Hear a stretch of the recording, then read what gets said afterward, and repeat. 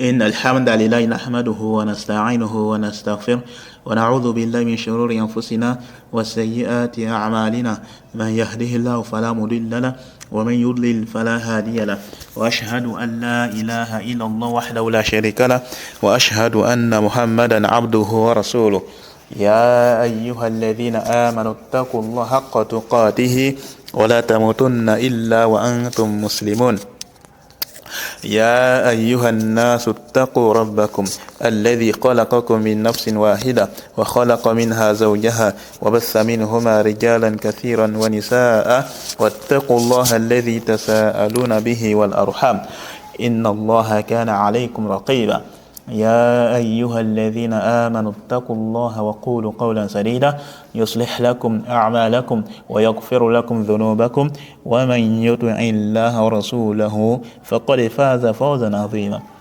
أما بعد. Donc comme annoncé, on commence l'étude du livre du Cheikh Ahmed ibn Yahya an-Najmi qui s'intitule المورد العذب الزلال في من انتقد على بعض المناهج الدعوية من العقائد والأعمال. C'est le nom du livre ça. Qu'on peut traduire par la source délicieuse et abondante dans la critique de certaines croyances et certaines méthodologies dans la prédication. En fait, ce livre, ça a été écrit par le grand savant, le mufti du sud d'Arabie Saoudite, qui est le Cheikh Ahmed ibn Yahya an-Najmi, qu'Allah lui fasse miséricorde.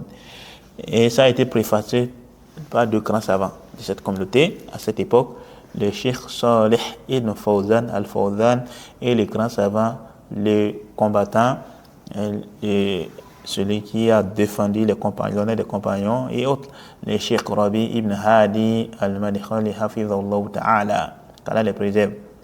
Et le Cheikh Mohamed ibn Hadi, qui fait partie des Tullab de Cheikh Ahmed al-Najmi, il a fait quoi? Il a fait des annotations à ce livre-là. Je reprends encore le livre, s'intitule quoi? Al-Mawridul Azbu Zulal fi man tuqida ala ba'di al-manahij ad-da'wiyya min al-aqaid wal-a'mal. C'est le nom du livre, ça. Ok? Et comme j'ai dit, le Cheikh Fawzan a préfacé ainsi que le Cheikh Rabi. Alors aujourd'hui, on va commencer avec la préface du Cheikh Fawzan, hafizahullah ta'ala. Alors le Cheikh Fawzan dit ceci, il dit Bismillahir Rahmanir Rahim, il dit au nom d'Allah le tout miséricordieux, le très miséricordieux. Fadilatu Cheikh wal akhul karim Ahmed ibn Yahya an-Najmi hafizahullah wa waffaqah. Amin. Assalamu alaykum wa rahmatullahi wa barakatuh. Donc il dit l'éminent Cheikh, le noble frère Ahmed ibn Yahya an-Najmi, qu'Allah le préserve et lui accorde la réussite. Amen. Donc, le Cheikh Ahmed ibn Yahya an-Najmi est déjà mort. Il y a de cela presque 15 ans déjà. Qu'Allah lui fasse miséricorde. Et c'était un grand savant. Qu'Allah lui fasse miséricorde. Il dit Assalamu alaykum wa rahmatullahi wa barakatuh.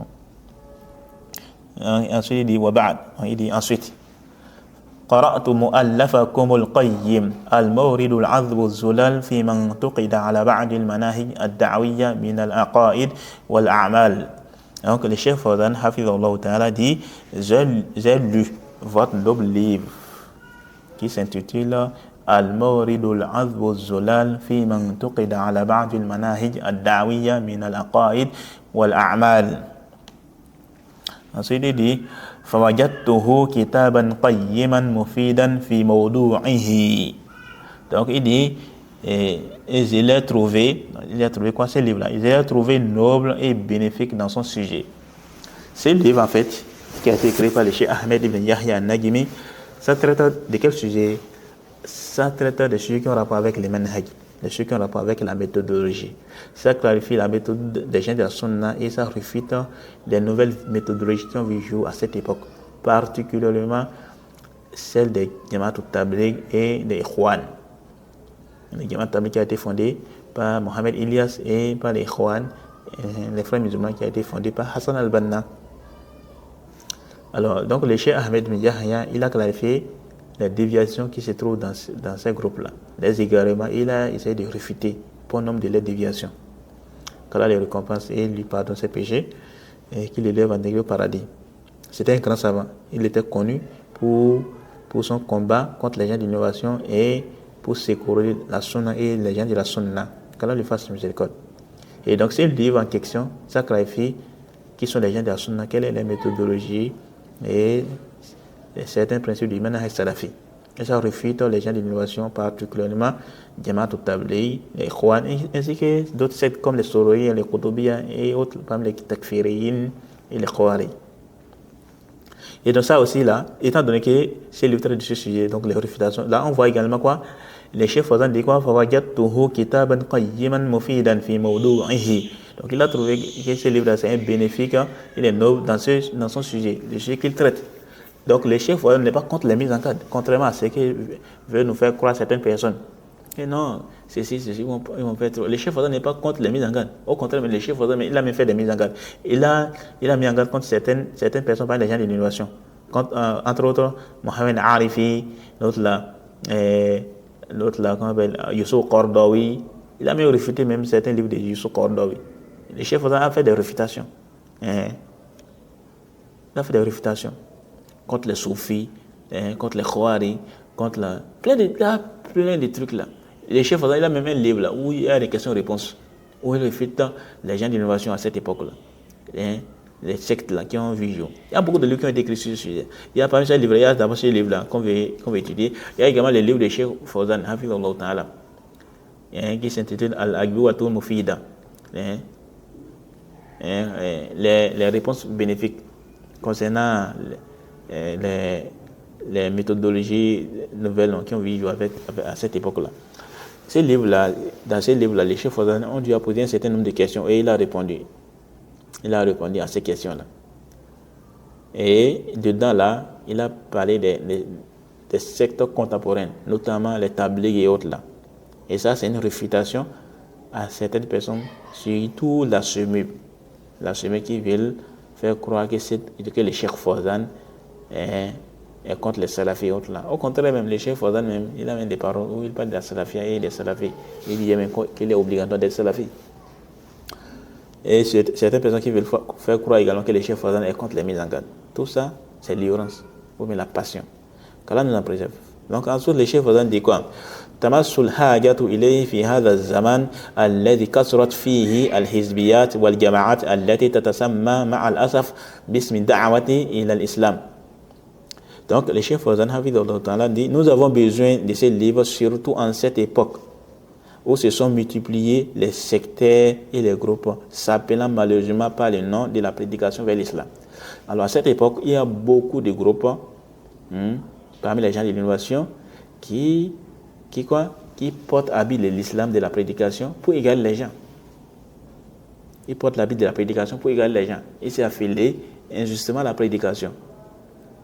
C'est vrai, on ne dit pas que certains groupes, parmi ces groupes-là, sont des mécréants, non. Mais juste qu'ils sont des égarés. Parce que ce n'est pas toute personne qui est égarée qui est mécréante. Il y a certains, parmi les gens d'innovation, qui ne sont pas des mécréants. Certains sectes ne sont pas des mécréants. Comme par exemple les Tabligh, les Ikhwan, et également les Asha'ira. Mais il y a d'autres sectes comme les quoi? Bon, les Khawar, sont diversifiés. Comme par exemple les Mu'tazila, les Jahmiya, les savants ont fait les takfir. Les savants ils ont fait les takfir à cause de leur déviation. Également les Soufis, Kobori, donc les savants ils ont fait les takfir et autres. Les Ahmadiyya aussi. Et donc il y a beaucoup de sectes à cette époque-là, surtout à cette époque-là, qui sont très actifs dans la prédication et qui égarent plein de personnes parmi les musulmans et même également parmi les mécréants. Parmi ces groupes, il y a les Tabligh qui sont très actifs dans la prédication avec ignorance et les innovations.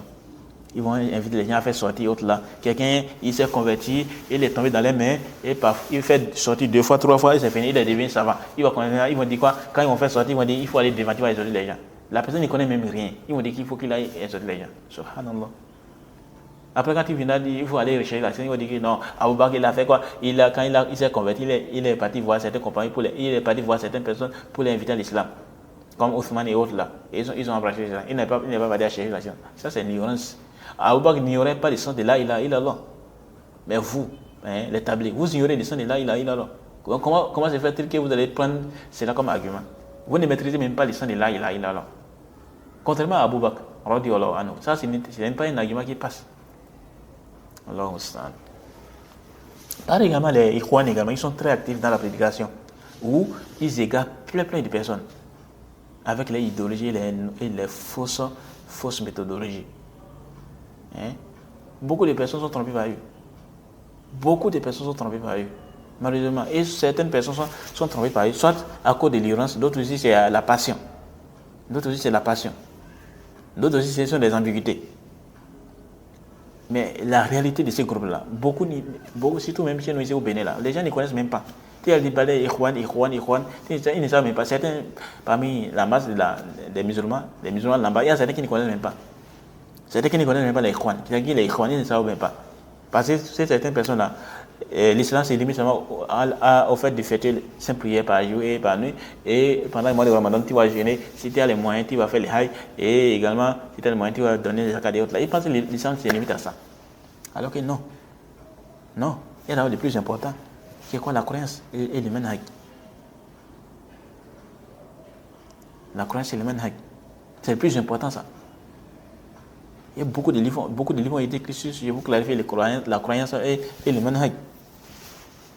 Et à cette époque-là, beaucoup sont trompés par ces groupes qui ont vécu à cette époque. D'autres sont trompés par quoi? Par les Ahmadis. Hein. Avec l'argent, ils viennent quoi? Ils vont faire quoi? Ils vont par exemple dans les universités, dans l'enceinte des universités pour faire quoi? Pour voir certains musulmans qui sont dans les besoins, ils vont les assister et paf, ils vont faire quoi? Ils vont les égarer, ils vont les faire entrer dans les sectes. Par exemple avec les chiites qui ont fait ça avec certaines personnes à Cotonou. Qui ont fait parler avec certaines personnes à Cotonou. Donc ils sont très actifs dans la dawa, dans la prédication. Pour faire quoi? Pour égarer les gens du droit chemin. Ils vont les faire sortir de l'ignorance pour les amener vers les égarements. Les égarements qui sont même pires que l'ignorance, la voie sur laquelle ces gens étaient.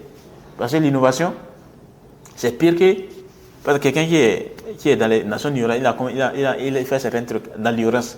Il peut être excusé. Maintenant, ils vont lui faire sortir cette personne de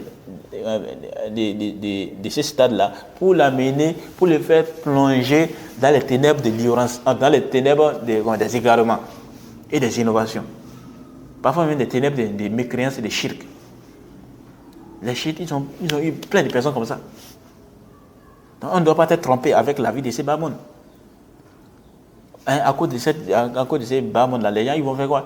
Ils vont vendre leur religion à vil prix pour s'égarer du droit chemin, pour gaspiller les croyances. Alors, on doit faire très attention. Les sectes là, ils sont très actifs dans la scène.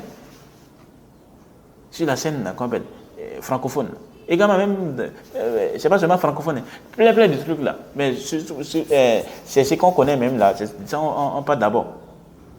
Sinon, il y a d'autres, c'est dans les publics anglophones, également même chez nous aussi, au Bénin là, c'est auprès de certaines personnes, que ce soit dans le milieu d'Indi ou autres là, le Bariba et autres là, il y a des gens qui sont très actifs. Et les gens, ils mélangent, ils ne savent même pas qui sont les gens de la Sunna, et ils mélangent tout. Les gens mélangent tout. On ne fait pas la différence entre les gens de la Sunna et les gens d'innovation. Ils pensent que tout quand ils portent la barbe, tu laisses tes pantalons sauter et tu pries à 13h. Chez nous ici, puis c'est la prière de Zohr, souvent, c'est vers les environ 13h. À partir de 13h jusqu'à environ 15h comme ça. 15h30 comme ça. Et donc, quand tu pries à 13h ou à 13h30, là, et tu as laissé poser les barbes ainsi que tu poses les pantalons sauter, on déclare pas les gens dans son nom. Alors que non. Au point où certaines personnes ne font pas la différence entre les tabliques et les gens dans son nom. Allahumma musta'an. Il faut faire très attention par rapport à ça. Ok? On doit faire attention par rapport à cet aspect-là. On ne doit pas te tromper. Il y a les gens qui sont quoi? Il y a les beaux parleurs pour égarer les gens. On ne doit pas te tromper également par ça. On ne doit pas te tromper par ça. Soyons vigilants. Parce que la plus grande chose qui nous est chère dans ces mondes-là, c'est quoi? C'est notre religion. Si on perd ça, c'est fini. On a tout perdu comme ça. Quelqu'un peut perdre sa maison, sa recherche et autres là. Et il se peut qu'Allah le retrouve les jours derniers. Ou bien il se peut qu'il retrouve également ça avant qu'il ne meure. Mais la religion, quand tu perds ça et que tu meurs sur ça, là, c'est fini. C'est fini. Tu n'as plus rien. C'est qu'on dit chez nous, asara dans notre langue. Tu as perdu. Quand tu perds ta religion, c'est fini, tu as perdu. C'est la plus grande chose que tu peux perdre ça dans ta vie. Et donc, on doit faire toute notre position pour pouvoir la préserver. Pourquoi? Parce que si on perd ça, c'est fini. On n'a plus rien. Et elle relève d'une grande importance, la croyance. Comme le Cheikh Rabi l'avait dit dans son explication de Usul Sunna, où il dit, le Cheikh Rabi disait quoi? Je vais vous lire cette parole avant de continuer la parole du Cheikh Fawzan. Je vais vous lire ceci, cette parole du Cheikh Rabi, qu'Allah le préserve et l'élève en degré. Le Cheikh Rabi, Hafidhullah Ta'ala, il a dit ceci dans son introduction de Sharh Usul Sunna. Il dit ceci. Il dit فإن العقيدة الإسلامية التي جاءت بها الرسالات كلها هي بمنزلة عظيمة في الإسلام إذ هي أصل الإسلام وهي مقياس لصحيح الدين من فاسده وهي مقياس لصحيح الدين من فاسده. Qu'Allah le président. Donc le Cheikh Rabi, il a dit quoi? Que en vérité, la croyance islamique par laquelle tous les messages sont venus occupe une place grandiose en islam. En effet, elle est la base de l'islam et la mesure permettant de distinguer la religion authentique de celle corrompue. ومن هنا اهتم علماء الإسلام علماء أهل السنة والجماعة ببيان هذه العقيدة وشرحها والدعوة إليها والذب عنها وألفوا في ذلك مؤلفات وضمنوا كثيرا منها في ثنايا المؤلفات. Donc il dit quoi? Excusez-moi. Il dit, et c'est pourquoi les savants de l'islam, les savants de la sunna unis sur la vérité ont donné de l'importance à la clarification et à l'explication de cette croyance, ainsi que le fait d'y inviter et de la défendre. Ils ont écrit à ce sujet de nombreux ouvrages et ont consacré une grande partie à cette croyance dans d'autres ouvrages. Voilà ce que le Cheikh Rabi dit. Excusez-moi. Il y a beaucoup de paroles de savants sur l'importance de la croyance. Et on doit faire coûte et coûte pour ne pas la gaspiller, pour ne pas la perdre. Pourquoi? Parce que si on perd cette croyance-là, c'est fini. Mais malheureusement, on voit quoi? Beaucoup de musulmans sont inattendus par rapport à ça. Ils passent leur temps dans les futilités, ils vont perdre leur temps seulement. Au lieu de conserver le temps, pourquoi? Pour les choses bénéfiques, pour étudier la religion, pour s'adonner à l'apprentissage de la religion, à la croyance authentique. Usul Thalatha, Qawaid Arba, Kashubuhat, Kitab Tawhid, Aqidat Wasatiyya, tous ces livres-là qui ont été écrits pour clarifier la croyance des gens de la Sunna et les méthodes d'origine. Aussi le Sunna de l'imam Ahmed et autres livres, parmi les livres des gens de la Sunna. Au lieu de passer le temps à quoi? À ceux de gauche et à droite, les groupes égarés, les tabliques qui passent le temps de mosquée en mosquée pour égarer les musulmans avec ignorance et les innovations. Les histoires dormis debout. De l'autre côté, les tabliques, les ikhwan qui passent le temps à parler de politique. On a besoin de politique. Qu'est-ce qui a réformé les premières générations? Parce que l'imam Malik disait quoi? Rien ne peut réformer les derniers de cette génération que ce qui a réformé les premières générations. Qu'est-ce qui a réformé les premières générations? Qu'est-ce qui a réformé les compagnons du prophète? C'est pas cette croyance-là. C'est la croyance authentique qui a réformé les compagnons du prophète. Et donc, il faudrait que nous-mêmes, on sait quoi? On s'accroche à ça pour qu'on puisse se réformer. Et on parle des groupes qui ont vu jour pour réformer la religion islamique, on veut réformer les musulmans. Vous voulez réformer la communauté islamique, non? Les gens sont dans les innovations, d'autres sont dans les égarements, d'autres sont dans l'ignorance, d'autres sont dans les perversités autres là. Vous voulez que les gens reviennent sur la droiture, non? Alors il va falloir procéder de la manière que le prophète sallallahu alayhi wa sallam a procédé dans votre prédication. Pourquoi vous ne faites pas ça? Vous voulez le bien des musulmans et vous passez votre temps à parler des dirigeants, de la politique, et critiquer les dirigeants, tout là. À appeler les gens à se révéler aux manifestations. Le prophète a fait ça. Les compagnons du prophète ont fait ça. Au contraire, ils ont mis en garde contre ça. Quand Al-Hajjaj, il commettait d'énormes injustices vis-à-vis de la communauté. Qu'est-ce qu'ils ont fait? Les gens se sont rébellés. Les compagnons ont demandé aux gens de se révéler. Les tabi'in ont demandé aux gens de se révéler. Non, ils ont plutôt demandé quoi? Ils ont demandé aux gens de patienter.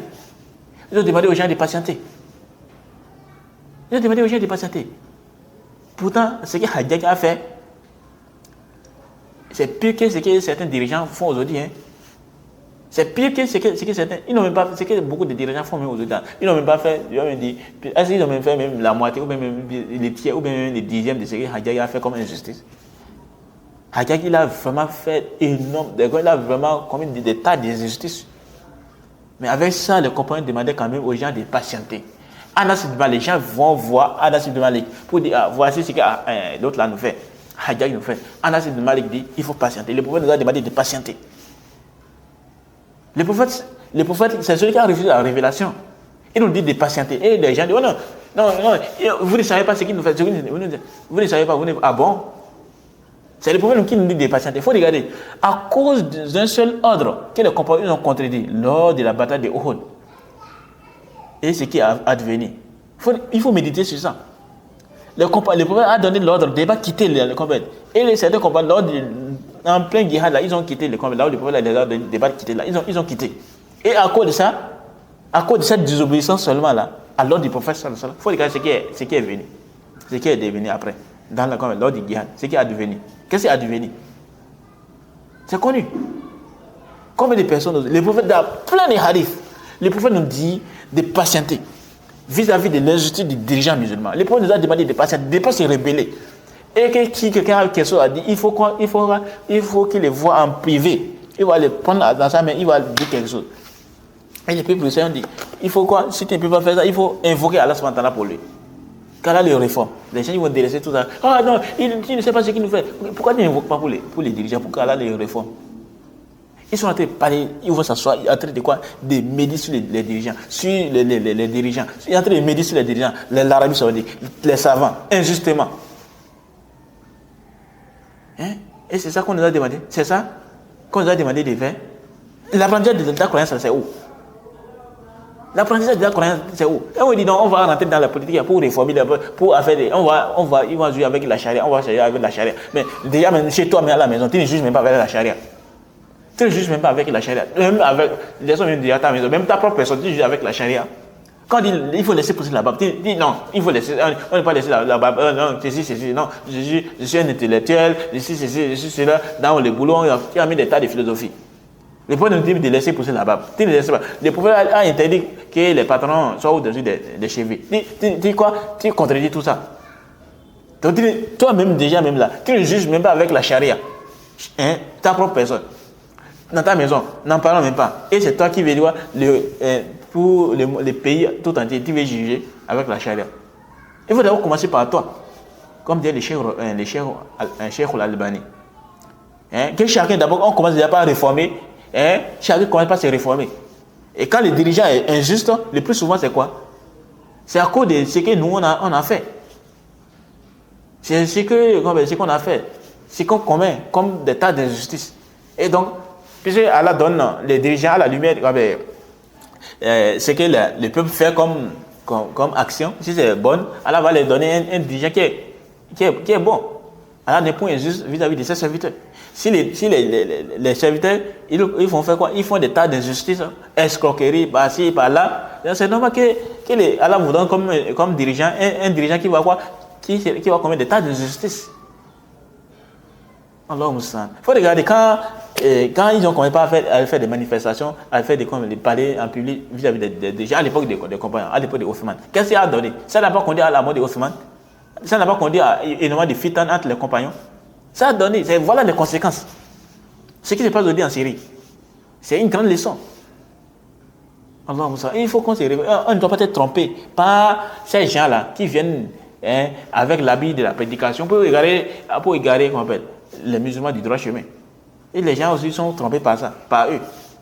Non, on veut nos droits, non, on veut les dirigeants, les chefs font ceci, les présidents font ceci, les présidents font cela. Ils sont en train de critiquer en public les dirigeants. Alors que l'islam interdit ça. Ils sont très actifs, ils sont des politiques. Les gens vont s'asseoir, ils sont en train de parler de politique. Politique. Ou bien c'est football, ou bien c'est en train de. Il faut qu'on s'éloigne de ces trucs-là. Et on va s'accrocher à l'étude de notre religion. Allah Moussan. Donc il y a plein de quoi? Il y a plein de groupes qui sont sur la prédication, en train de garer les musulmans. Et de l'autre côté, il y a des gens de la vérité qui sont également en train ils sont très actifs également dans la prédication pour que les gens ne s'égarent pas. Et donc, ce qui nous incombe, c'est quoi? C'est de chercher à étudier. Qu'est-ce que le prophète a enseigné? Qu'est-ce que les compagnons du prophète ont enseigné? C'est sur quoi était le prophète sallallahu alayhi wa sallam et ses compagnons? Et donc, parmi ces savants qui ont mis des écrits pour pouvoir clarifier ces trucs-là, il y a ça, ces livres-là dont les chefs Fawzan en train de dire que c'est un livre qui est bénéfique en son genre, dans son sujet. Les chefs qui clarifient que c'est un livre qui est bénéfique.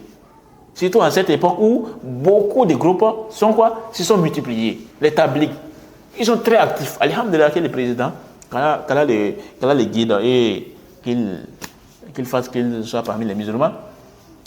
Là, ils ont cherché les tabligs un peu partout ici. Là. Ils n'ont plus de marquages et autres. Là. Alhamdulillah, c'est bien. Qu'Allah fasse également qu'il y a plus que ça, avec les Ikhwan et autres, là, les gens qui appellent à la rébellion et autres. Là. Allah Moussalan.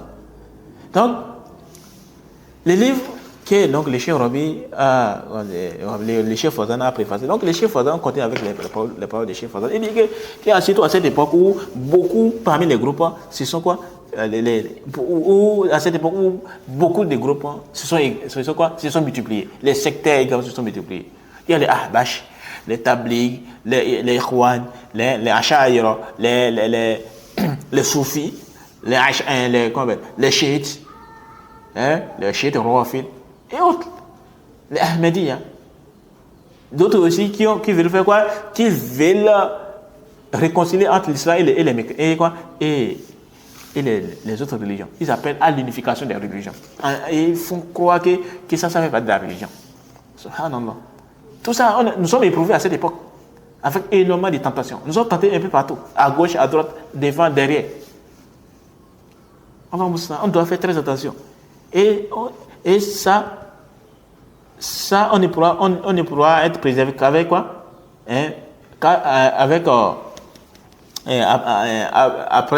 Après le truc là, après l'assistance d'Allah, il y a quoi? Il faut la science. Quand il y a la science, tu peux dire il y a n'importe quoi seulement. Et donc tu dois t'en écarter. Et cette science, on doit apprendre auprès de qui? Auprès des gens qui sont. On doit s'écarter des gens d'innovation. Ok? Et donc ce livre clarifie ça, comme des chefs Fawzan. Surtout à cette époque où les groupes qui se filient injustement à la prédication se sont multipliés. Beaucoup de groupes. Il faut regarder comment, par exemple, même ici au Bénin, là, il y a des associations également. C'est pas seulement, en dehors des sectes, là, il y a également des associations qui sont très actives dans la prédication pour égarer également les gens. Des associations un peu partout dans le monde. Et chez nous ici, là, il y a l'Assumé par exemple, qui est une association Ikhwania. Il y a également les CID. Il y a également d'autres associations seulement qui sont très actives dans le fait d'égarer les musulmans du droit chemin. Ils ne donnent pas d'importance à l'enseignement de la croyance. Ils sont là seulement en train de... Les penchants, c'est plus sur l'affaire des boulots, les postes et autres là. Alors que le prophète n'était pas venu pour ça. Sallallahu alayhi wa sallam. Et donc, le chef Fawzan, ce qu'il a dit, c'est important.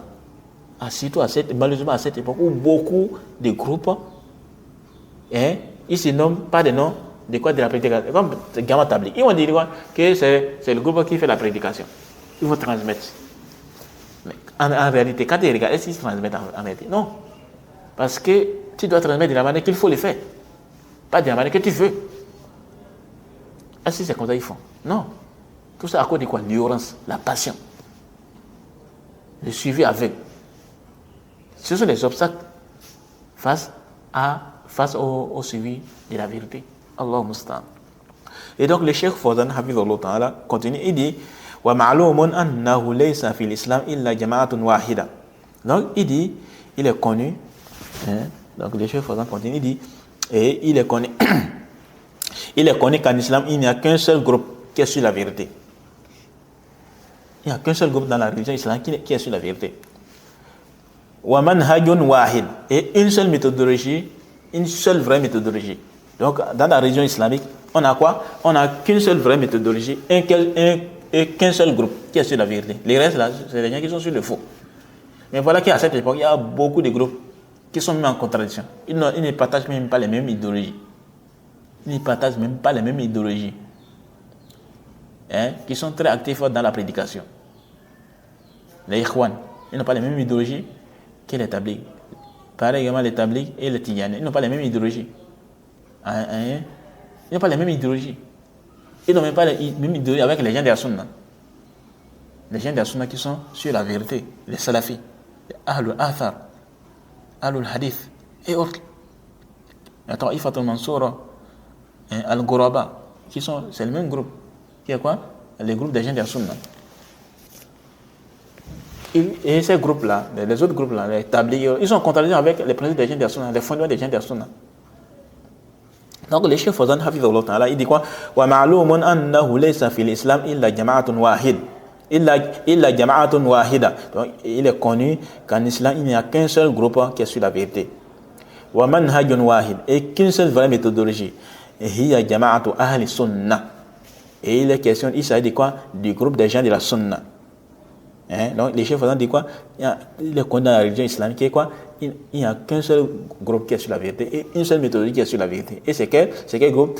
Il a dit quoi? Hiya jama'atu ahli sunnah. Et il s'agit de quoi? Et il s'agit du groupe des gens de la sunna. C'est le groupe des gens de la sunna qui est sur la vérité. Parce que lorsque le prophète a annoncé la division de la communauté, il a dit quoi? Tous iront au feu sauf un. Ils ont demandé qui? Et le prophète a dit quoi? C'est le groupe. Et dans une verset, c'est sur quoi je suis aujourd'hui et mes compagnons. Comme on le verra un peu plus tard avec la parole du Cheikh Fawzan Hafidhullah Ta'ala. Donc ça montre quoi? Qu'il n'y a qu'un seul groupe qui est sur la vérité. Et le prophète a dit quoi? Le Cheikh Fawzan plutôt. Il a dit quoi? Hafidhullah Ta'ala. Il a dit wa manhajun wahid huwa manhajur rasuli sallallahu alayhi wa sallam wa ashabihi. Et une seule vraie méthodologie qui est la méthodologie du messager sallallahu alayhi wa sallam et de ses compagnons. كما وصفهم صلى الله عليه وسلم لما ذكر الجماعات والفرق المخالفة بقوله هم من كان على مثل ما أنا عليه اليوم وأصحابي. Donc il dit quoi? Il y a une seule vraie méthodologie qui est la méthodologie du messager sallallahu alayhi wa sallam et de ses compagnons. Comme le prophète sallallahu alayhi wa sallam, comme le prophète sallallahu alayhi wa sallam les a décrits lorsqu'il a mentionné, comme le prophète sallallahu alayhi wa sallam les a décrits, lorsqu'il a mentionné les groupes égarés et les secteurs déviants. À travers sa parole, ce sont ceux qui sont sur quoi je suis aujourd'hui et mes compagnons. C'est quel groupe? Ce sont ceux qui sont ceux sur quoi je suis aujourd'hui et mes compagnons. Donc ce sont eux qui sont sur la vérité. C'est le seul groupe qui est sur la vérité. C'est la seule méthodologie qui est sur la vérité. Quelle méthodologie? La méthodologie sur laquelle étaient le prophète sallallahu alayhi wa sallam et ses compagnons. La voie sur laquelle étaient le prophète sallallahu alayhi wa sallam et ses compagnons. Radiyallahu anhum. C'est ceux-là qui sont sur la vérité. Les restes des groupes-là, ils ne sont pas sur la vérité. Pourquoi ils ne sont pas sur la vérité? Parce qu'ils sont en contradiction avec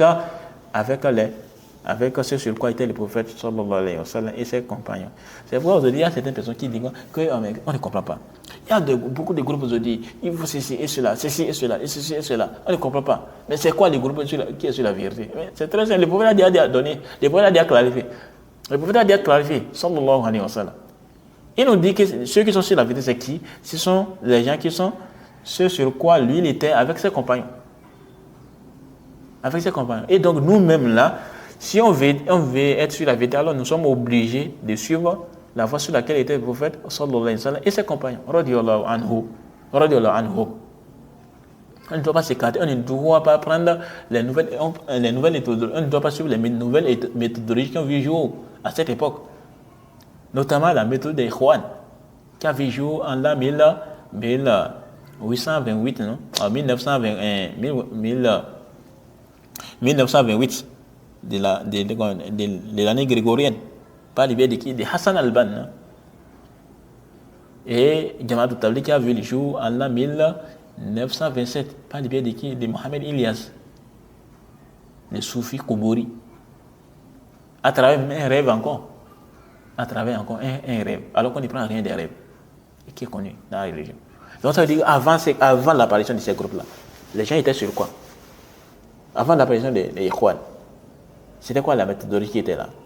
Depuis l'époque du prophète sallallahu alayhi wa sallam et de ses compagnons.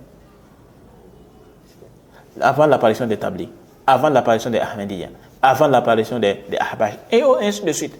C'est comme ça. C'est comme ça. Donc, il n'y a qu'un seul groupe qui est sur la vérité et une seule méthodologie qui est vraie. Les restes des méthodologies, là, ce sont des fausses méthodologies. On ne doit pas les suivre, on doit s'en écarter. Et ici, il y a certains qui vont te dire, ils vont dire un truc là. Et ça, il y a ça me fait rappeler en 2016, quand il y avait eu un séminaire, quand il y avait eu un séminaire, il y avait l'association là, des tabliques, l'association Assumible là, l'Assumible qui est une association qui est connue, pour ça Ikhwania au Bénin ici, mais malheureusement certains à cause de l'ignorance, la passion aussi, il y a également le suivi aveugle, d'autres aussi c'est le fanatisme, qui font en sorte que ils ne savent pas que c'est des gens qui sont sur une voie de déviation, cette association-là. Et donc, qu'est-ce qui s'est passé lors de leur séminaire en 2000? C'est un séminaire de formation qu'on j'ai oublié le nom qui donne dans les séminaires là. C'était Sénafi, c'était Sénafi. C'était en 2016. Ça s'est passé ici à Paraco, dans le centre Al-Houda. Et dans le centre là, donc, en fait, à l'époque là, à cette période-là, il y avait la Dawa Salafia qui commençait à prendre de l'ampleur au Bénin, et particulièrement au sud du Bénin, donc à Cotonou, et aussi à Paraco. Donc, qu'est-ce qui s'est passé? Donc, ils ont dit, et la SUMIB a commencé par faiblir. Donc, qu'est-ce qui s'est passé? C'est qu'ils ont dit, ils vont faire un séminaire à Paraco. Et, finalement, ça a été, ils ont fait, le choix s'est porté finalement à Paraco. Et les thèmes autour desquels il fallait faire un exposé, ça tournait autour des groupes, des idéologies.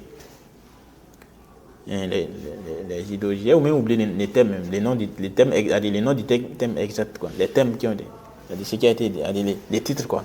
Mais ça tournait autour de quoi? Les thèmes qu'il fallait développer, ça tournait autour de quoi? Des idéologies là, qui ont vécu surtout à cette heure, chez nous au Bénin. Et quelles sont ces idéologies là qui sont très actives? Il y a les Tidjaniens, il y a les Tabliques, il y a les Ikhwan et quoi? Et les Salafis. Et il y a d'autres idéologies, hein, comme les Achaïra, ils sont aussi pleins, surtout à Cotonou, ils sont pleins. Hein. Il y a également les Chiites aussi, les Ahmadiyya aussi qui sont pleins. Mais ça tournait autour de quoi? De ces quatre-là, les quatre groupes-là. Les Tidjaniens, les Salafis, les Tabliques et les Ikhwan. Et donc, beaucoup parmi les gens, c'était la première fois qu'ils entendent ces noms-là. Les Tidjaniens, les Tabliques, ils ne connaissaient pas ça. Surtout les gens qui sont dans certains milieux, dans certaines zones, dans certains villages, ils ne connaissaient pas ça. Donc, c'était le moment pour eux de connaître la réalité de ces groupes-là. Et maintenant, qu'est-ce qui s'est passé? Lors de l'exposé, il y a quelqu'un là, et j'étais présent dans le truc là, j'étais présent parce que mon frère m'avait dit de venir. Ils ont demandé au frère Sarafi de venir là. Ils allaient clarifier un certain nombre de choses. Donc, j'étais parmi les frères Sadafi qui étaient présents lors de ce séminaire-là. Donc, c'est là, j'étais présent. Quand ils ont demandé, je ne sais pas si c'est la semaine qui a demandé, mais je sais que mon grand frère, c'était mon grand frère qui m'avait interpellé pour dire il faut que je vienne. Bon, je ne voulais même pas venir. Donc, c'est là, j'étais venu et j'ai fait une rencontre avec d'autres frères Sadafi qui étaient du Nord. Donc, c'est là que c'est passé. C'est que lors de ce séminaire, ils ont refusé. Celui qui a fait... Il y a eu plusieurs thèmes qui ont été développés, mais le thème principal là tournait autour des quatre idéologies là. Les quatre groupes là, les Tidjaniens, les Tabliques, les Ikhwan et les Salafis. Donc lors de ce développement, il y a quelqu'un, celui qui était chargé de faire le développement, je ne connais même pas son nom. C'est quelqu'un, subhanallah. Il a refusé. Il dit, au lieu de parler, les gens ne connaissent même pas ces groupes là.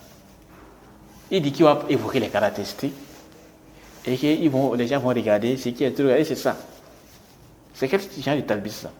Il va évoquer les caractéristiques de quoi? Du groupe qui est sur la vérité. Maintenant, les gens vont faire quoi? Ils vont essayer d'examiner. Entre ces quatre groupes, lesquels sont sur la vérité, ils vont suivre. Mais déjà, les gens ne connaissent même pas. C'est quoi la Salafie? Ils ne connaissent même pas. C'est quoi la Ikhwana? Ils ne connaissent même pas. Qui sont les Tabliques? Ils ne connaissent même pas. Même les Tidjaniens. C'est vrai qu'il y a dans une ville, les gens ne connaissent. Les gens qui ont dit il a là. Les ilala, chez nous, à Parakou, là, les ilala, ce sont les tabliques.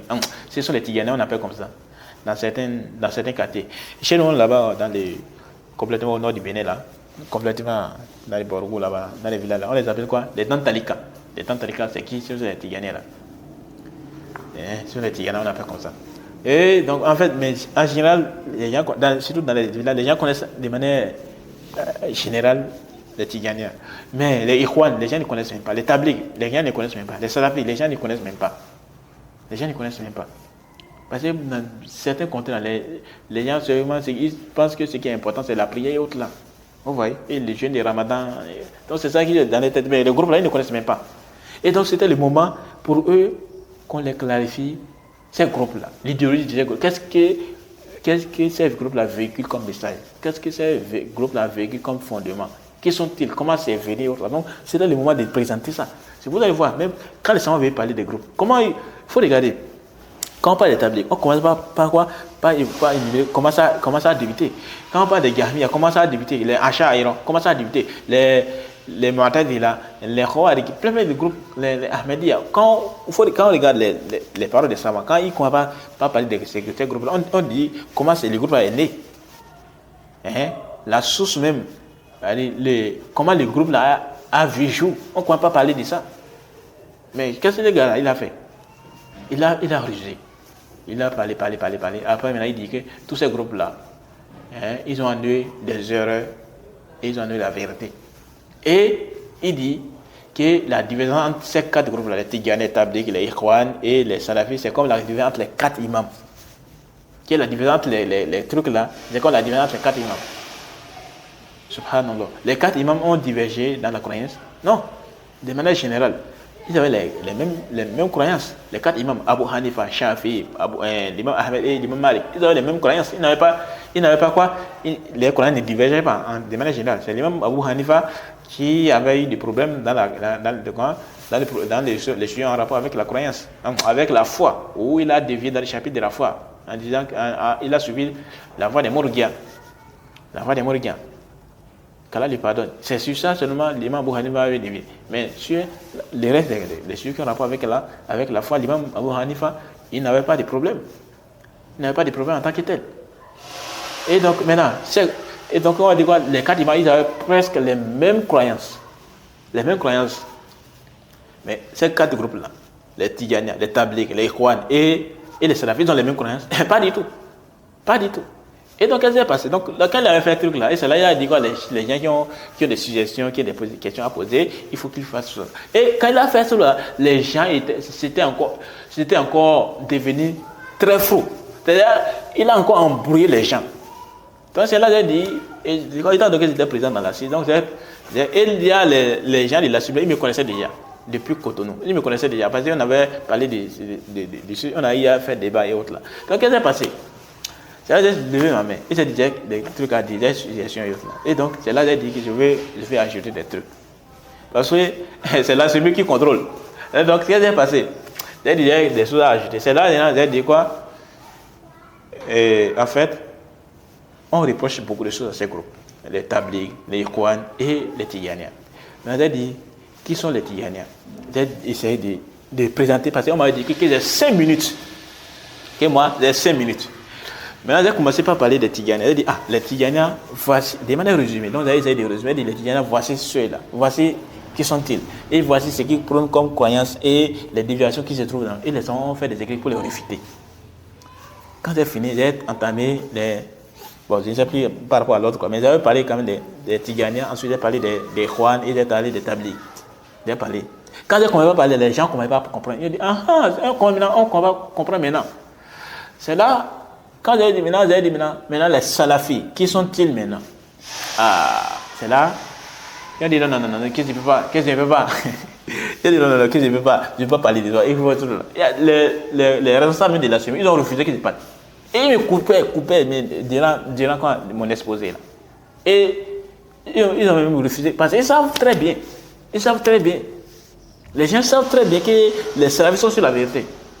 Même il y a l'un des responsables de l'Assemblée qui m'avait dit clairement que les salafis sont sur la vérité. Il a dit quoi? que les salafis sont sur la vérité. Il avait dit ça clairement, que les salafis étaient sur la vérité. Et c'est Rasulullah, c'était son nom. Il faisait partie de quoi? C'est pas un petit on a dit que c'est quelqu'un qui était dans les trucs là. Non, c'est quelqu'un qui a même été l'amir, hein, l'amir de la Semib. Je connais très bien. L'amir de la Semib. Il a été l'amir. Il m'a dit ça clairement. Pas comme m'a dit, il a dit non. Je l'ai entendu de sa propre bouche où il m'a dit quoi? Les salafis sont sur la vérité. Mais bon, en fait, c'est ça. C'est tout ça. Il a dit ça clairement. Ça, il y a déjà un bon moment.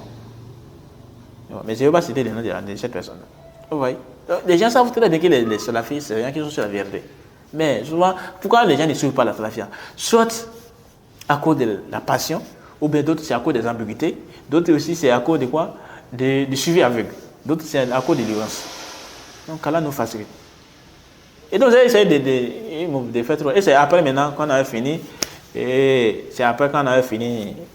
Il y a certains là, ils ont refusé qu'ils terminent même. Ils m'ont coupé. Et finalement, c'est comme ça, on a terminé comme ça.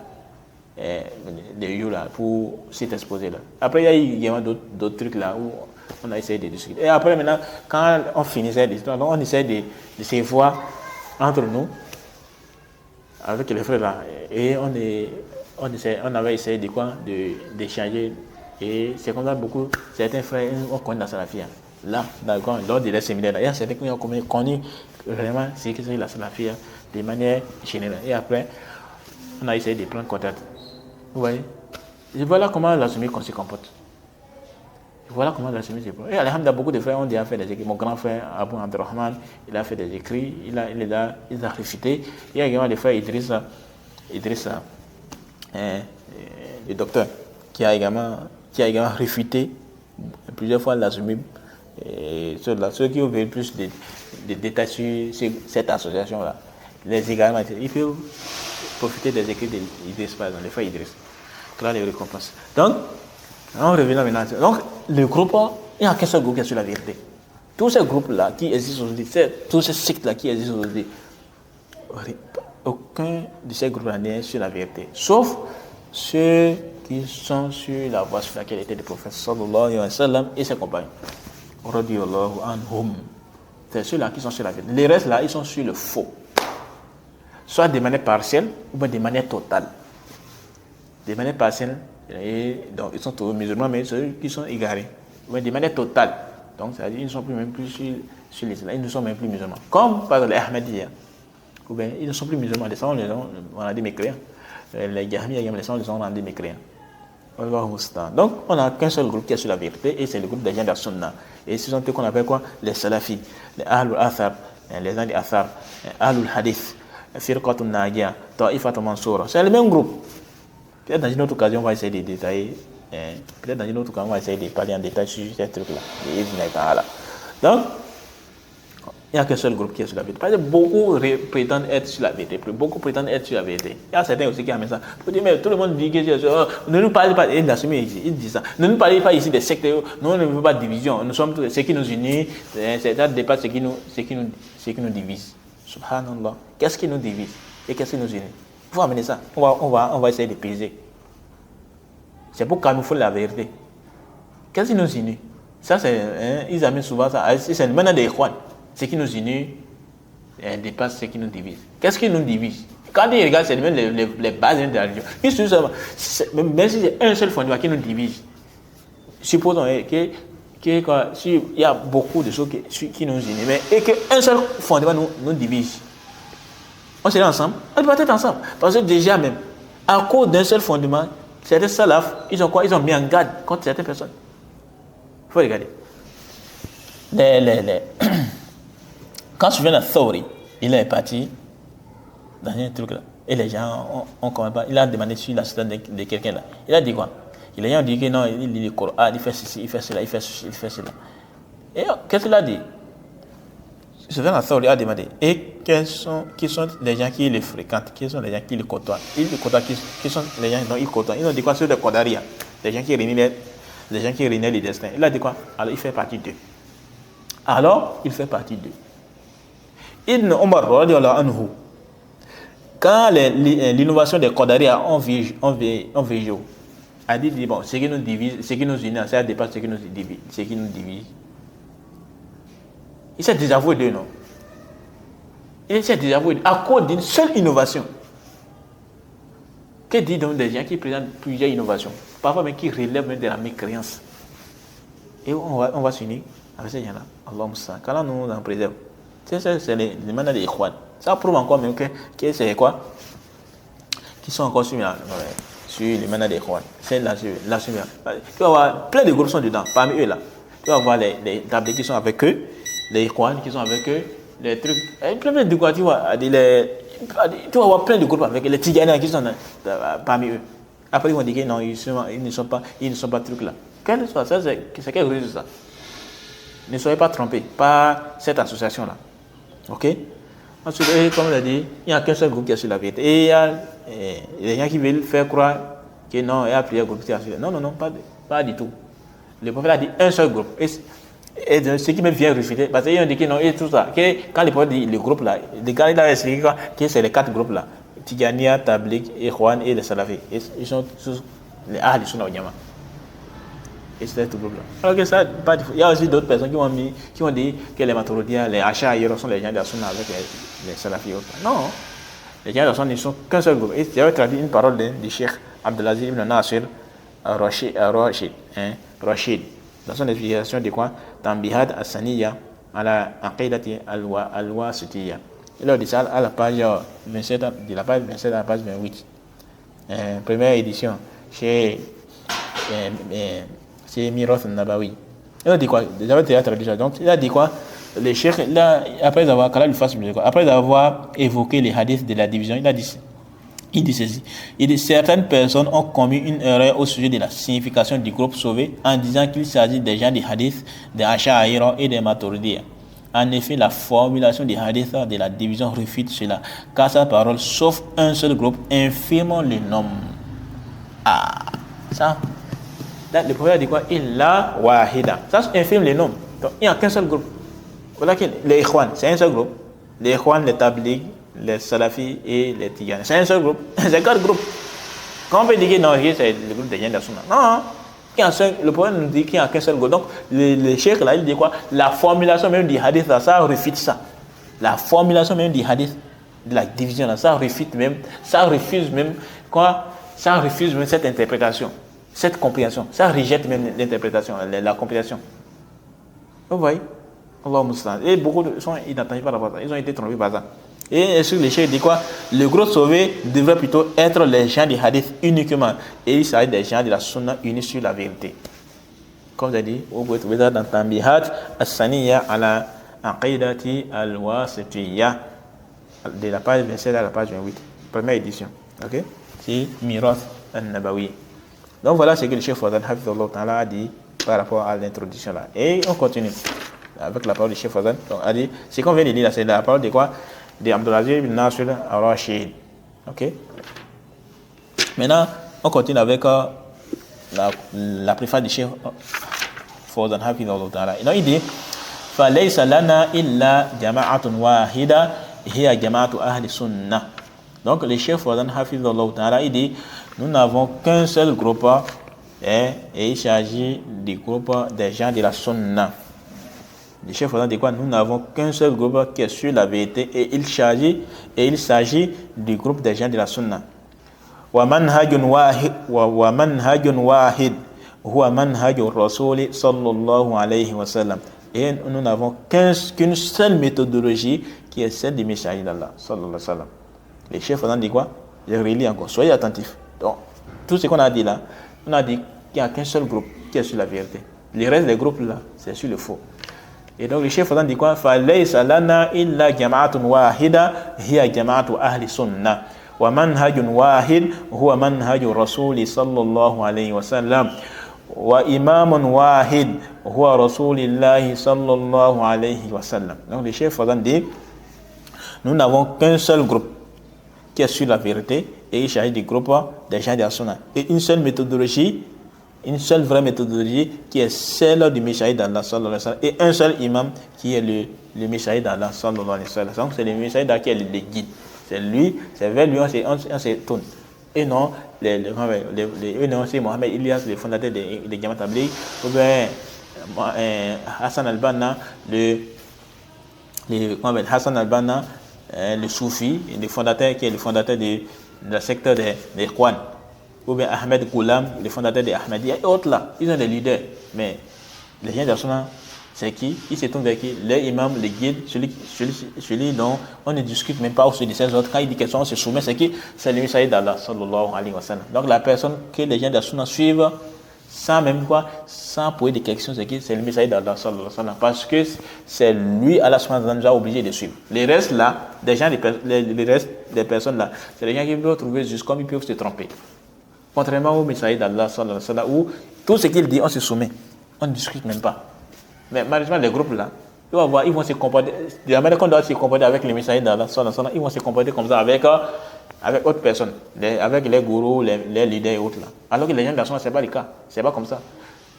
Ces comportements-là, on adopte vis-à-vis de qui? Vis-à-vis des prophètes sallallahu alayhi wa sallam. Donc quand les prophètes disent quelque chose, on ne discute même pas. On se soumet.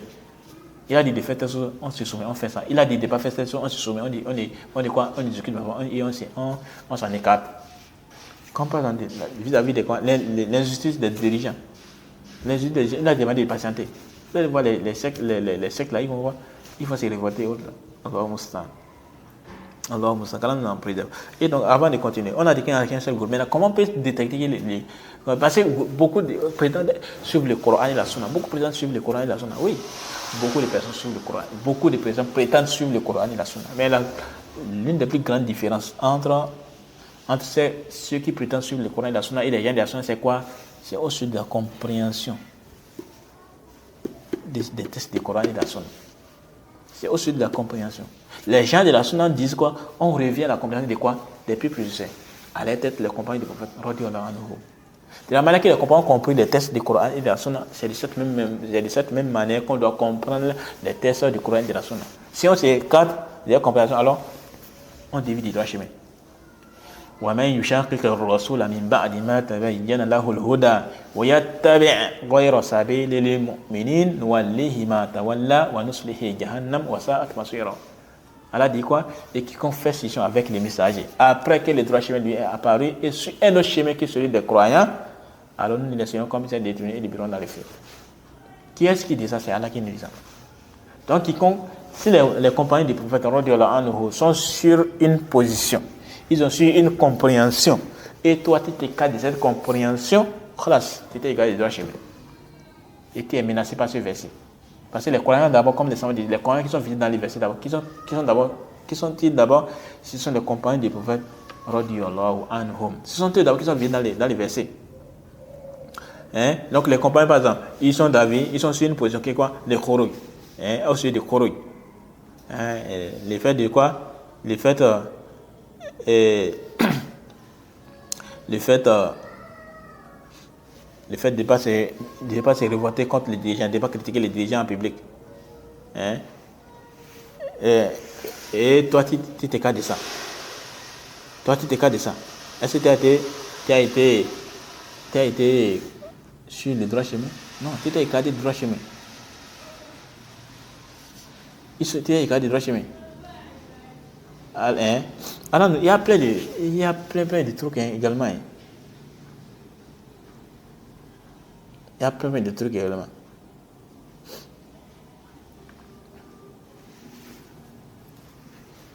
Allah nous dit également dans le Coran, Allah nous dit dans la sourate Baqarah, et le verset 137. Donc, ce qu'on avait cité précédemment là, c'est le verset 115 de la sourate Nisa, la sourate 4. Allah nous dit dans la sourate Baqarah, Allah dit Fa'in amanu bimithli ma amantum bihi faqad ihtadaw. Il dit alors s'ils croient à cela même à quoi vous croyez, ils seront certainement sur la bonne voie. Sinon si les compagnons croient, donc si les compagnons sont sur une position, ils ont une croyance.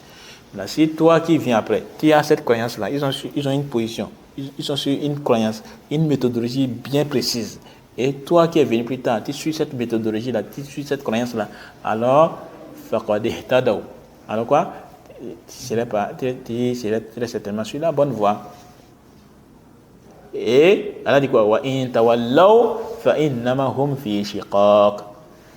Et s'ils s'en détournent, alors ils seront certes dans la division, dans le schisme. Qu'est-ce qu'il dit? C'est Allah qui nous dit ça. Dans la sourate Baqarah, la sourate de verset 137. Les compagnons du prophète radiyallahu anhu sont une balance pour détecter si quelqu'un est sur la vérité ou pas. Et vous connaissez l'histoire. Les Khawarij, quand Ibn Abbas était parti débattre avec eux, Ibn Abbas a dit quoi? Il n'y a aucun compagnon qui était parmi vous. Aucun compagnon. Alors que c'est eux qui ont reçu ils ont quoi? Assisté à la révélation. Ils ont assisté à la descente des versets du Coran. Ils sont mieux placés pour connaître ce qu'Allah a voulu dire dans le Coran. Ce que le prophète sallallahu alayhi wa sallam a voulu dire. Maintenant, aucun parmi eux, Ibn Abbas a dit quoi? Aucun parmi les compagnons du prophète n'est parmi vous. Ça fait partie des choses pour pouvoir détecter quelqu'un sur une voie d'égarement. Vous voyez, non? C'est comme ça qu'on les attrape, les gens d'innovation. Là. Aucun compagnon du prophète radiyallahu anhu n'est parmi eux, parmi les Khawarij. Ça c'était quoi? C'est même l'une des plus grandes preuves pour pouvoir détecter quelqu'un sur le faux. Imaginez.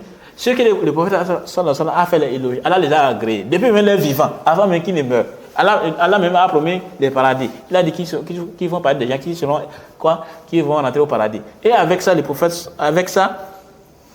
Allah a attesté de leur droiture. Le prophète sallallahu alayhi wa sallam et Allah subhanahu et son messager sallallahu alayhi wa sallam, ils sont satisfaits des compagnons du prophète radiyallahu anhum. Avec ça, on a quand même des gens qui vont s'écarter de la position des compagnons radiyallahu anhum. Qu'Allah nous en préserve d'une telle déviation. Par exemple, lorsque les compagnons divergent sur un sujet, en 2 avis ou bien en 3 avis, toi qui viens plus tard, tu ne peux pas avoir autre avis que les avis que les compagnons ont eu. Sinon, tu t'écartes de leur voix. Bon, ça, il y a des détails par rapport à ça. Donc, c'était juste une parenthèse par rapport à ce sujet-là. Sur les faits, quoi, la balance était quoi? La voix, la compréhension et la voix des plus prédécesseurs. Et à la tête, le compagnons du prophète radiyallahu anhum. Alors, le chef Fawzan hafidhullah ta'ala continue. Il dit ceci, on va vite faire pour terminer cela. Donc il dit la na'tarifu min ghayri dhalika min al-jama'at wal manahij wal qada wa kitab. Donc le chef Fawzan hafidhullah ta'ala dit nous n'avons qu'un seul groupe. Il a dit la na'tarifu min ghayri dhalika min al-jama'at wal manahij wal qada. Donc il dit nous ne reconnaissons autre que cela parmi les groupes, les méthodologies et les leaders. Qu'est-ce qu'il dit chez Fawzan dit? Donc en dehors de cela là, on n'a qu'une seule méthodologie, qui est quoi? La méthodologie du prophète sallallahu alayhi wa sallam et ses compagnons. On n'a qu'un seul groupe et c'est le groupe des gens de la sunna, unis sur la vérité. Et on n'a qu'un seul leader, un seul imam, un seul guide. Et c'est qui? C'est le messager d'Allah sallallahu alayhi wa sallam. C'est lui qu'on doit suivre. Même si on ne sait pas la chose qui est derrière ça, on se soumet à ces ordres et autres là. Et donc, en dehors de cela, on ne connaît pas autre que cela. Donc, autre que ça, on ne connaît plus d'autres groupes et d'autres méthodologies et autres leaders. Ben, il y a des leaders. Les leaders des Ikhwan, c'est qui? C'est Hassan al-Banna. Les leaders des Tablighs, c'est qui? Ilyas. Après les morts, il y a d'autres personnes qui les ont remplacés. Mais si les gens de la sunna, ce n'est pas le cas. Parfois même, entre les savants, les savants des gens de la sunna, tu vas voir que les gens de la sunna, quand les savants font erreur, là, ils ne prennent pas en compte son erreur. Ils vont rejeter son erreur. Et ils vont l'excuser. On ne les dénigre pas. On dit qu'Allah le pardonne. Qu'Allah le pardonne. C'est comme ça avec les gens de la sunna. Comment ils se comportent vis-à-vis des positions des gens de la sunna avec les positions des savants de la sunna? La position des savants de la sunna, il apaise sur la balance du Coran et la sunna conformément à la compréhension de nos professeurs. Quand c'est en conformité, on accepte. Si ce n'est pas en conformité, on rejette. Comme l'imam Malik a dit, il a dit quoi? On peut prendre de tout le monde et on peut rejeter de tout le monde, sauf celui qui est enterré ici. Il a enterré la tombe du prophète sallallahu alayhi wa sallam. Mais les autres groupes là, ils vont se comporter comme ça. Ils vont se comporter comme ça vis-à-vis de leurs leaders, vis-à-vis de leurs chefs. Alors que les gens de la sunna, ce n'est pas le cas.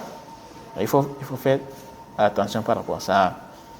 Ensuite, le chef Fawzan hafidhullah ta'ala dit wa kitabukum hafidhakumullah wafin fi bayan al-haqqi wa radd al-batil fi hadha al-mawdu' fajazakumullahu khayran ala ma qumtum bihi wa taqumuna bihi min bayan al-haqqi wa radd al-batil. Le chef Fawzan hafidhullah ta'ala a dit et votre livre qu'Allah vous préserve est complet Le chef faisant dit quoi? Et votre livre qu'Allah vous préserve est complet dans l'éclaircissement et la clarification de la vérité et la réfutation du faux à ce sujet. Qu'Allah vous récompense en bien pour ce que vous avez effectué et ce que vous faites concernant l'éclaircissement de la vérité et la réfutation du faux. Wa sallallahu wa sallam ala nabiyyina Muhammadin wa ala alihi wa sahbihi. Et que la prière, la salutation d'Allah soit sur notre prophète Mohammed sallallahu alayhi wa sallam, sur sa famille et sur ses compagnons. Il dit quoi? Bon, ici, le chef dit quoi? Wa kitabukum hafizakumullah. Et votre livre qu'Allah vous préserve. Le chef Ahmed ibn Yahya an-Najm est dit mort. Donc, on va dire quoi? Qu'Allah lui fasse miséricorde. Ok, donc, et ici, le chef dit quoi? Akhukum fillah. Donc, votre frère en Allah, Salih ibn Fawzan ibn Abdillah al-Fawzan. Il a écrit ça le 28 de Zulqa'da de l'année 1414. Okay, c'est à la date laquelle le chef Fawzan Hafizallah Ta'ala a écrit cette introduction. Et avant de terminer, donc on va terminer ici. Avant de terminer, j'ai dit, le fondateur c'est Hassan al-Banna. Donc il faut dire, c'était juste une parenthèse, il faut dire savoir qu'il y a deux Hassan al-Banna. Il y a Hassan al-Banna, le fondateur de la secte des frères musulmans, et Hassan al-Banna, l'un des plus grands savants de cette époque. Et c'était savants salafis. Et qui est mort il y a de cela quelques années, ça fait environ 3 ans. Les savants salafis là, qui est sur la sunna là, on l'appelle quoi? Hassan ibn Abdul Wahhab al-Marzouk al-Banna. Et c'est le grand frère de Cheikh Mohammed ibn Abdul Wahhab al-Banna. C'est un savant salafi. Et c'est pourquoi quand il entend un salafi dire, le Cheikh Hassan al-Banna a dit, il fait ses éloges, il faut dire savoir qu'il est question de quel cheikh, le cheikh salafi là. Et il faisait partie des anciens professeurs de l'université de Médine, l'université islamique de Médine. Le Cheikh Hassan al-Banna là, il faisait partie des anciens professeurs, des anciens enseignants. Qu'Allah lui fasse miséricorde. Il élève en degré par Dieu qu'il lui pardonne ses péchés. Il est mort dans la période de Covid. Et c'est un Égyptien. Et les savants de l'Égypte, les Cheikh Khalid, les deux Khalid Abdurrahman, Khalid Othman, Adi Saïd, notre Cheikh Mohamed Abu Hazim, les Cheikh Raslan, les Cheikh Ali Moussa, ils le considéraient. C'était une référence en fait, les Cheikh Hassan al-Banna, les Salafis là. C'était une référence. Lorsqu'il était mort, subhanallah, c'était une grande perte pour la communauté musulmane. Et particulièrement les gens de l'Égypte. C'était un père pour les salafis. Il était une référence, le cheikh là, Hassan al-Banna. Il était une référence, qu'Allah lui pardonne et qu'il les fasse miséricorde. Et contrairement à Hassan al-Banna, le fondateur de la secte des frères musulmans, c'est lui qui il est mort il y a des années déjà. Il est mort il y a quelques années. Il est mort dans les années 1900, quelque chose comme ça là. Alors que le cheikh Hassan al-Banna, il est mort tout récemment. Il y a de cela 3 ans environ. Ok, donc il faut faire la différence. Quand un salafi te dit, le cheikh Hassan al-Banna a dit, et il fait l'éloge, il faut dire savoir qu'il est question de savant salafi là. Et quand il fait critique, il faut savoir qu'il est question du fondateur. Ok, il ne faut pas te tromper par ça. Et c'est que les salafis là, il a rejeté même Hassan al-Banna là, le fondateur là. Le fondateur de la secte des frères musulmans là. Il a été rejeté par les cheikh salafi là. Et ce sont même des cousins en fait. Ils sont de la même famille. Les deux Hassan al-Banna, ils sont de la même famille. Sauf qu'un est salafi et l'autre là, il est un innovateur. Donc on va s'arrêter ici. Subhanakallahumma wa bihamdik, ashhadu an la ilaha illa anta, astaghfiruka wa atubu ilayk. Assalamu alaikum wa rahmatullahi wa barakatuh.